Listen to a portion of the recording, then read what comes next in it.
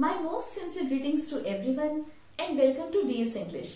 This is Deepmala Sharma bringing forth before you a very short and beautiful poem written by W.W.E. Ross. The title of the poem is The Snake Drawing, and this poem under discussion is for the students of class 9th from their main reader book Beehive.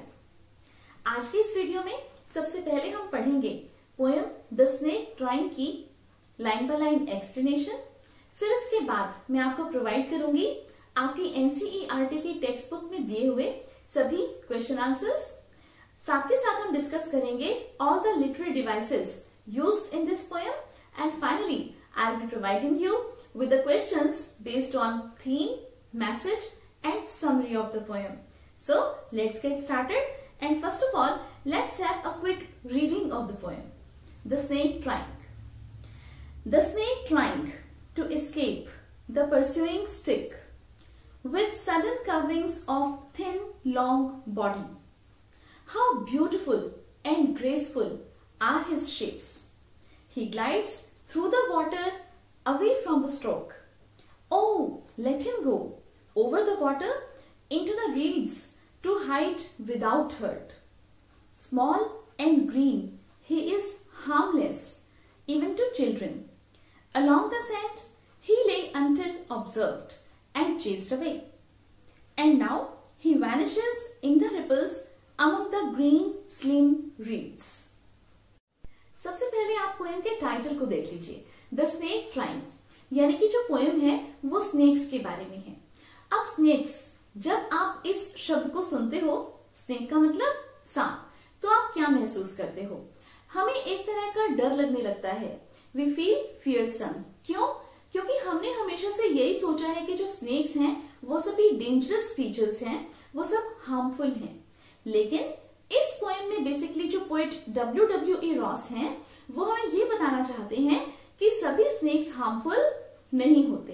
And इसीलिए जैसे इंसान जैसे snake को देखता है ये सोचकर कि कहीं वो उसे नुकसान ना पहुंचाए, वो पहले ही स्नेक को हिट करता है, उसे मारने की सोचता है। लेकिन पोएट ये कहना चाहते हैं कि हमें स्नेक्स को मारना नहीं चाहिए, क्योंकि सभी स्नेक्स जो है वो हार्मफुल नहीं होते। कुछ स्नेक्स ऐसे हैं जो हार्मलेस होते हैं, और इस अर्थ के ऊपर सभी क्रीचर्स को रहने का, जिंदा रहने का, अपने सर्वाइवल का पूरा अधिकार है। इसलिए हम सब ह्यूमन बींग्स को अपनी इस प्री कंसीव्ड नोशन को छोड़कर कि जो स्नेक्स हैं दोज आर डेंजरस क्रीचर्स, उन्हें मारना नहीं चाहिए और उन्हें भी इसी तरह से जीने देना चाहिए जैसे हम सब इस अर्थ के ऊपर रहते हैं। तो चलिए देखते हैं किस तरह से पोएट ने इन सभी चीजों को डिपिक्ट किया है अपनी आज की इस पोएम अंडर डिस्कशन में, द स्नेक ट्राइंग में। देखिए first line, the snake trying, ये तो आपकी पोएम का टाइटल है एज इट इज। तो देखते हैं what is the snake trying to do. The snake trying to escape the pursuing stick. जो स्नेक है वो ट्राई कर रहा है, मीन्स कोशिश कर रहा है किस चीज की? To escape the pursuing stick. Escape का मतलब बचने की। किस चीज से बचने की कोशिश कर रहा है? The pursuing stick. परस्यूइंग का मतलब चेजिंग। क्या चीज कर रहा है स्नेक को? एक स्टिक, ओके, एक छड़ी उसका पीछा कर रही है। अब देखिए ऑब्वियस सी बात है कि छड़ी तो नॉन लिविंग थिंग है, तो वो तो उसका पीछा नहीं कर सकती ना। तो इसका मतलब हो सकता है कि कोई इंसान है और वो उस स्नेक का पीछा कर रहा है। उस इंसान के हाथ में एक स्टिक है, एक छड़ी है, which is actually following the snake, which is actually chasing the snake. क्यों चेज कर रहा होगा वो इंसान? जी हाँ, आप बिल्कुल ठीक समझ गए, उसे मारने के लिए। With sudden curvings of thin long body.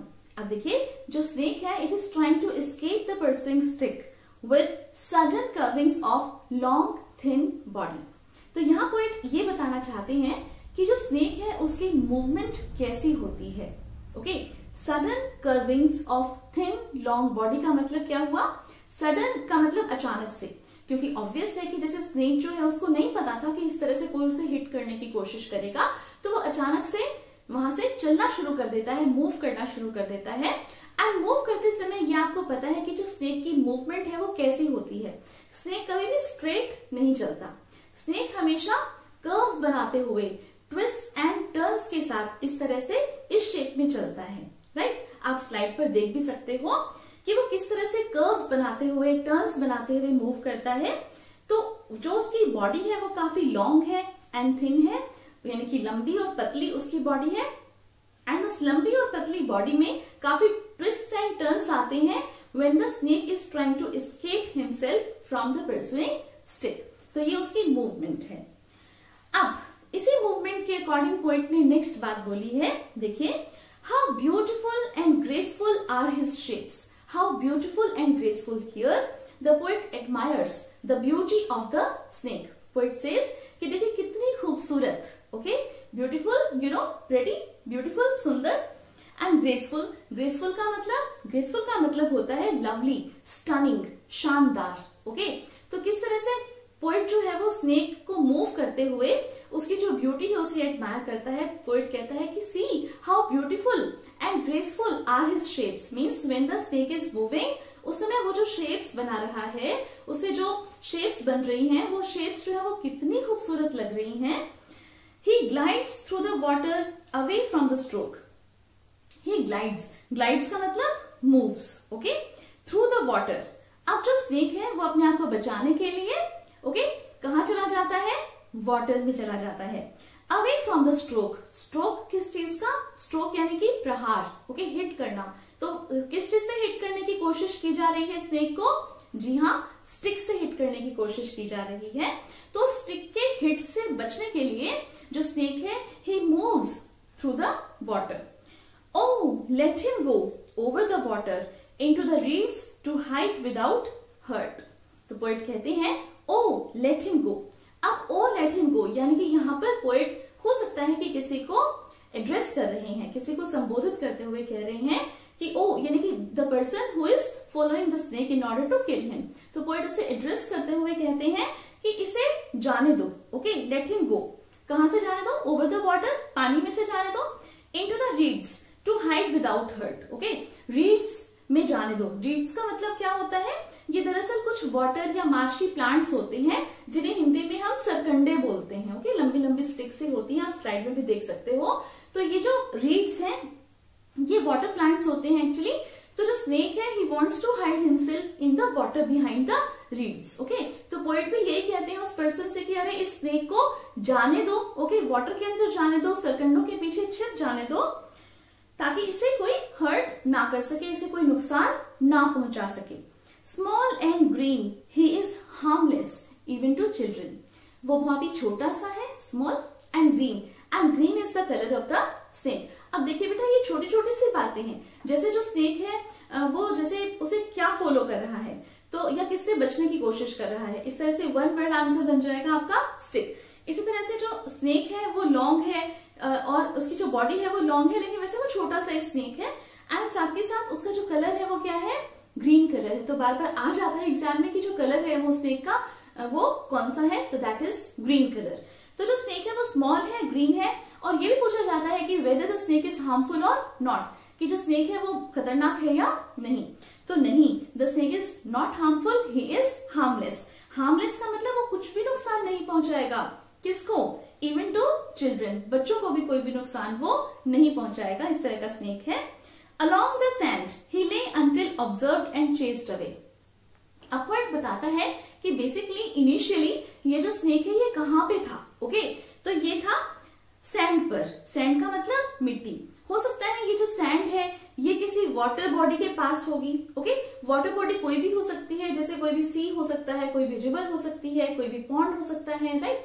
तो जहां पर भी पानी था, पानी की साइड में जो सैंड थी, उस सैंड के ऊपर ये जो स्नेक था, it was lying there until observed.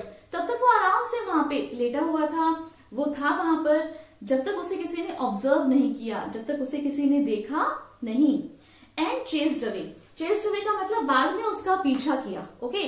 जब तक तो वो वहां पर आराम से लेटा हुआ था, जब तक कि किसी ने उसको देखा नहीं और जब तक उसका किसी ने पीछा नहीं किया। चेस्ड अवे का मतलब आप समझ गए कि उसका पीछा किया। तो क्यों पीछा कर रहे हैं, जी हाँ, इसलिए पीछा कर रहे हैं ताकि उसको मारा जा सके। And now he vanishes in the ripples among the green slim reeds. और अब जो वो स्नेक है वो वैनिश का मतलब गायब हो जाता है, डिसअपियर हो जाता है, अब दिखाई नहीं देता। इन द रिपल्स, रिपल्स का मतलब वेव्स ऑफ द वाटर, क्योंकि पानी है, पानी के अंदर रिपल्स बन जाती हैं। जैसे पानी जब हिलता है तो जो मूवमेंट होती है उससे जो पानी की जो शेप बनती है वो छोटी छोटी लहरें भी हो सकती हैं, रिपल्स उनको बोलते हैं। Among the green slim reeds, और वहां पर ग्रीन कलर के बहुत ही पतले पतले से रीड्स, यानी कि मैंने आपको बताया था वाटर या मार्शी प्लांट्स होते हैं, तो वो इस तरह के सरकंडे से हैं पानी के अंदर जो कि ग्रीन कलर के हैं, बड़े ही पतले हैं। तो फाइनली क्या होता है कि वो जो स्नेक है वो अपने आप को बचाने के लिए उस वाटर में ग्रीन स्लिम रीड्स के अंदर छुप जाता है। तो देखिए ये थी पोएम की एक्सप्लेनेशन, बहुत ही शॉर्ट एंड ब्यूटीफुल पोएम है। अब इसके जो आपकी जो टेक्स्ट बुक है एनसीईआरटी, इस एनसीईआरटी में जो भी क्वेश्चंस हैं सबसे पहले मैं उनकी स्लाइड्स आपको प्रोवाइड करूंगी एंड देन उसके बाद उसके सॉल्यूशंस की स्लाइड्स प्रोवाइड करूंगी। फिर उसके बाद हम डिस्कस करेंगे literary devices used in this poem and finally I will be providing you with the theme, message and summary based questions of this poem. That's it from my side and now let's come to the slides. अब हम poem के question answers को समझेंगे। आपकी NCERT के textbook में poem पर based जो क्वेश्चंस दिए हुए हैं पहले आप उन्हें देख लीजिए। फर्स्ट क्वेश्चन इज कि what is the snake trying to escape from, जो स्नेक है वो किस चीज से बचने की कोशिश कर रहा है। आई थिंक आपको आंसर आता है। Is it a harmful snake, what is its colour, क्या वो एक हार्मफुल स्नेक है, आपको यस या नो में आंसर देना है। एंड उसका कलर क्या है, वो किस रंग का है। The poet finds the snake beautiful. Find the words he uses to convey its beauty. जो पोएट है वो स्नेक को ब्यूटीफुल मानता है कि ब्यूटीफुल बहुत ही खूबसूरत स्नेक है। तो ऐसे कौन से वर्ड्स हैं पोएम में जो वो कन्वे करते हैं उसकी ब्यूटी को एंड वो यूज करता है पोएम में। What does the poet wish for the snake? Poet snake के लिए क्या चाहता है। Where was the snake before anyone saw it and chased it away? जो स्नेक था वो कहाँ पर था, इससे पहले कि किसी ने उसे देखा या पीछा किया, उससे पहले वो कहां पर था। Where does the snake disappear? और वो कहां पर गायब हो गया। अब देखिए इन सभी क्वेश्चंस के आंसर्स हमने अपनी एक्सप्लेनेशन में डिस्कस किए हैं और इन सभी के जो आंसर्स हैं वो यहाँ इस स्लाइड पर मैंने आपको प्रोवाइड किए हैं। First answer is the snake is trying to escape from being hit with a stick. No, the snake is not harmful one. Its small size renders it harmless even to the children. और snake का colour कौन सा है, the snake is green in colour. The words the poet uses to convey the snake's beauty are beautiful and graceful. The poet wishes that the snake be left unharmed. He wants it to go over the water into the reeds to hide. Before being spotted and chased, the snake was lying on the sand. The snake disappears in the ripples of water among the green reeds. तो ये आपकी NCERT की जो text book है उसमें provided सभी questions के answers हैं। अब देख लेते हैं कि पोएम में राइम स्कीम कौन सी यूज हुई है। एक्चुअली तो इसके अंदर कोई भी राइम स्कीम यूज हुई ही नहीं है क्योंकि the poem is written in free verse with lines unequal in length and no metre. There is no rhyme scheme in the poem. Now let's discuss the poetic devices. सबसे first जो poetic device है वो है imagery. अब imagery का क्या मतलब है कि जैसे जब पोएट किसी चीज को डिस्क्राइब करता है तो हमारे जो सेंसेस हैं, 5 सेंसेस है हमारी, वो पांचों के पांचों सेंसेस एक्टिव हो जाती हैं। हम ऐसा महसूस करते हैं कि जो चीज पोएट दिखाना चाहता है वो उस तरह की जो पिक्चर है वो हमारे माइंड में बन जाती है। The poet uses a certain description that is appealing to the senses. Then alliteration. Alliteration is the repetition of a consonant sound in 2 or more closely connected words. जब किसी व्यंजन की बार बार, जैसे मान लीजिए अपीयरेंस होती है, आवृत्ति होती है, बहुत ही क्लोजली कनेक्टेड वर्ड्स में बार बार कोई व्यंजन की आवाज आती है, हमें कॉन्सोनेंट साउंड आती है, तो दैट इज एलिट्रेशन या ही इज हार्मलेस। तो ह जो साउंड है, ह की जो आवाज है वो बार बार आ रही है and it's a consonant sound, hence alliteration. Then we have personification. Personification का मतलब क्या होता है, we find that the poet refers to the snake as he would refer to a human being. जब हम किसी एनिमल को या नॉन लिविंग थिंग को लिविंग बीइंग कंसीडर करते हैं, राइट। आपने देखा होगा कि पूरी की पूरी पोएम में जो पोएट है वो स्नेक को ही के हिसाब से रेफर करता है। अदरवाइज हम इंग्लिश ग्रामर की बात करें तो जैसे मान लीजिए स्नेक जो है वो एक एनिमल है, राइट तो उसे हम इट करके बोलेंगे, लेकिन अगर उसे हमने ही बोला है, इसका मतलब उसका पर्सोनिफाई किया है पोएट ने, उसका पर्सोनिफिकेशन जो डिवाइस है वो यहाँ पर यूज हुआ है। एग्जाम्पल्स में देखिए, he glides through the water, he किसके लिए आया है, जी हाँ स्नेक के लिए। Oh let him go, him again किसके लिए आया है, स्नेक के लिए। Again, one more poetic device is used in this poem, and that is transferred epithet. A transferred epithet is an adjective that grammatically qualifies a noun other than the person or thing it is actually describing. तो देखिए, जब कोई adjective जिस noun के साथ use होता है उस नाउन को डिस्क्राइब करने की बजाय किसी और नाउन को डिस्क्राइब करता है, तो इसका मतलब वो ट्रांसफर्ड एपिथेट होता है। Example, to escape the pursuing stick. अब परसुइंग स्टिक जो है ये ट्रांसफर्ड एपिथेट है। कैसे है ट्रांसफर्ड एपिथेट, देखिए परसुइंग स्टिक, परसुइंग तो यहाँ पर एडजेक्टिव है, स्टिक यहाँ पर नाउन है, लेकिन जो परसुइंग है यानी कि फॉलोइंग, चेजिंग, वो यहाँ पर स्टिक के लिए एक्चुअली दिख रहा है कि यूज हुआ है, लेकिन एक्चुअली ये स्टिक के लिए यूज नहीं हो रहा, क्योंकि स्टिक जो है वो फॉलो नहीं कर सकती, वो चेज नहीं कर सकती। तो कौन चेज करेगा, जी हाँ कोई ना कोई पर्सन जिसने उस स्टिक को होल्ड किया हुआ है। एंड इसीलिए परसुइंग जो है वो यहाँ पर स्टिक के बजाय किस चीज को रेफर कर रहा है, ह्यूमन बीइंग को, okay, who is holding that stick. तो यहाँ पर परसुइंग जो है ये एडजेक्टिव है, स्टिक नाउन है, एंड ये एक ट्रांसफर्ड एपिथेट है, क्योंकि pursuing actually is not signifying the stick, it is not mentioning the stick, rather it is mentioning that man who is holding the stick. Now come to the theme of the poem. अब जो poem का theme है वो बड़ा ही clear है, आप देख सकते हैं। The poem is based on the theme of prevention of cruelty towards animals, की एनिमल्स के ऊपर जो भी अत्याचार होता है, निर्दयता हम दिखाते हैं, इसके ऊपर बेस्ड है ये थीम कि हमें उसे हमें रोकना चाहिए, हमें उसे नहीं करना चाहिए। Cruelty towards animals should be stopped, it should be prevented. The poet develops this thought by requesting people to maintain ecological balance and not to harm any species, in this particular case the snakes. तो poet यहाँ पर किस चीज को develop कर रहे हैं, इस थॉट को डेवलप कर रहे हैं कि वो लोगों से ये रिक्वेस्ट कर रहे हैं कि वो इकोलॉजिकल बैलेंस को बनाए रखें। देखिए इस प्रकृति में जो भी कुछ चीजें बनी हुई हैं, ह्यूमन बीइंग्स हैं, एनिमल्स हैं, इंसेक्ट्स हैं, प्लांट्स हैं, हर कोई चीज की अपनी अलग इंपॉर्टेंस है, ओके, इन सबका आपस में कनेक्शन है जो कि इकोलॉजिकल बैलेंस मेंटेन करता है। तो पोएट यही अपील करते हैं कि इकोलॉजिकल बैलेंस आप बनाए रखिए, अर्थ पर सभी चीजें रहेंगी तभी सभी रहेंगे, और किसी भी स्पीशीज को आप हार्म मत कीजिए, नुकसान मत पहुंचाइए। और इस केस में पोएट कहते हैं कि स्नेक्स को कोई नुकसान मत पहुंचाइए, since all snakes are not venomous, they are harmless and attack human beings only in self defence.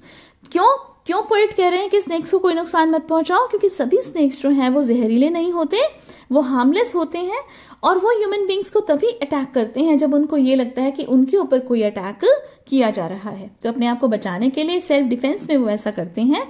Hence they should be left on their own, they have a right to existence too. इसलिए उनको जैसे वो है वहां पर रहने देना चाहिए, हमें उन्हें मारना नहीं चाहिए, और उनको भी एग्जिस्टेंस का अधिकार है। Now let's see what the message poet wants to convey through this poem. The poem in very simple and clear words conveys the message that all creatures of nature need to be treated in a kind and sympathetic manner. तो poet यही message convey करना चाहते हैं बड़ा ही simple और clear words में कि जितने भी क्रीचर्स हैं नेचर में, सभी को बड़े ही काइंड हार्टेडली, यानी कि हमें बहुत ही दयालुता दिखानी चाहिए, उनके प्रति सिंपैथी दिखानी चाहिए, संवेदना दिखानी चाहिए, okay. Even snakes must not be attacked because they do not bite unless they sense a danger to their life. और snakes को भी हमें नहीं मारना चाहिए, उनके ऊपर भी अटैक नहीं करना चाहिए, क्योंकि वो तब तक हमें नहीं काटेंगे जब तक कि उनको कोई डेंजर ना दिखाई दे अपनी लाइफ पर। Moreover, there are certain varieties of snakes that are not poisonous and hence harmless. And ऐसी बहुत सारी snakes की varieties हैं, species हैं जो harmless होती हैं, ओके, वो poisonous नहीं होती। अब एक समरी मैंने आप सभी के लिए यहाँ पर प्रोवाइड की है, आप इस समरी को भी अपनी नोटबुक्स में नोट डाउन कर लेना, along with all the NCERT solutions plus literary devices, theme, message and now this summary. देख लेते हैं समरी को। In this poem a harmless green coloured snake tries to save itself from being hit by a person who is chasing it with a stick to kill it. The poet says that the snake is harmless even to children. People fear snakes, and when they see one, they try to kill it with a stick. The snake tries to save itself and hides behind the green-colored bushes of marshy plants growing in the water. It hides in the ripples of the water body in order to save itself. The snake disappears behind the marshy plants. तो देखिए ये poem की summary थी जो मैंने आपको provide की. And with this we come to the end of this lesson. Thank you so much for watching, and please don't forget to hit the like button before leaving, and do share this poem with your friends also. And for more such educational videos, please subscribe to my channel DS English. Thanks a lot once again.